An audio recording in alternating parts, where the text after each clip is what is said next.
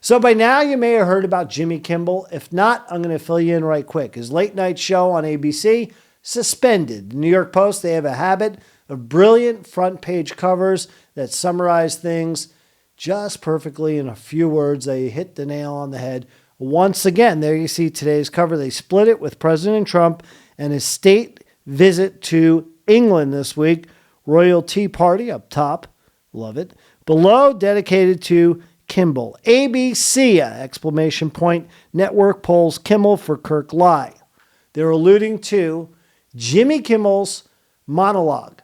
Let me play a portion of it for you right now. This is what got him in hot water. Take a look and listen. We hit some new lows over the weekend with the MAGA gang desperately trying to characterize this kid who murdered Charlie Kirk as anything other than one of them and doing everything they can to score political points from.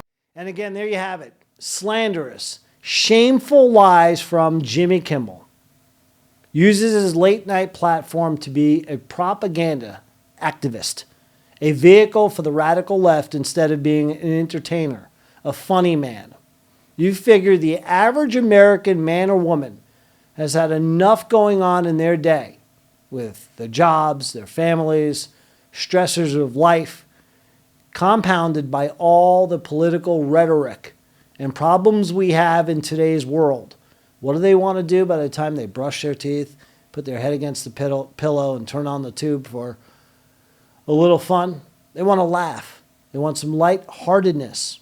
They want to smile, then crash out and do it all over the next day. But what do you have here? You have this creep who uses his platform to spread hardcore political messages and lies. A far cry from the late night television host like Johnny Carson that I grew up with, who simply wanted to make you laugh. Here's a great clip. This is an interview done years ago with a journalist who is a real journalist, not the fake news like we have nowadays. This is Mike Wallace from 60 Minutes talking about the late night show and how Johnny keeps it light, not political. Take a listen to this interview again as we roll back the time machine from 60 Minutes. Do you get sensitive about the fact that people say he'll never take a serious controversy? Well, I have an answer to that. I said, now, tell me the last time that Jack Benny, Red Skelton, any comedian, used his show to do serious issues. That's not what I'm there for. Can't they see that? But you're not... Why do they think that just because you have a Tonight Show that you must deal in serious issues? It's a danger. It's a real danger. Once you start that, you start to get that self-important feeling that what you say has great import. And you know, strangely enough, you could use that show as a forum. You could sway people, and I don't think you should as an entertainer. Huh. Is that amazing? The foresight into what's going on now and how apropos that was years ago. Legendary Johnny Carson, may he rest in peace. That's what America needs late at night. Entertainers, not, again, political activists. Now, when it comes to the tenure of Jimmy Kimmel, and I summarized it in my own words and showed you that New York Post cover, but when it comes to Donald J. Trump, our 47th president of the United States, our commander-in-chief, well, at one time, you forget, maybe you don't, he had a primetime television show which was a hit. And his term for what went down with Jimmy Kimmel, well, you remember it, right? You are fired.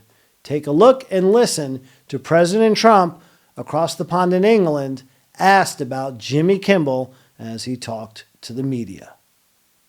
We saw the dismissal of a very well-known chat show host in America last night, Mr. Kimmel.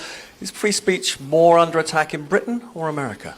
Well, Jimmy Kimmel was fired because he had bad ratings more than anything else, and he said a horrible thing about a great gentleman known as Charlie Kirk. And Jimmy Kimmel is not a talented person. He had very bad ratings, and they should have fired him a long time ago. So, you can call that free speech or not. He was fired for lack of talent. And again, President Trump, well, what's new? He's right. 100%. The ratings stink. Kimmel's not funny. not getting the job done. When your ratings are low, you have a tough time generating revenue off your show for the network, the advertisers, the affiliates. They're not happy, and that's what happened. He finally let his big mouth paint him into a corner he couldn't get out of, and they had the chance to get rid of him. So it's c'est la vie, Jimmy Kimmel. America will survive. One less activist doing the work for the rad left in dividing America.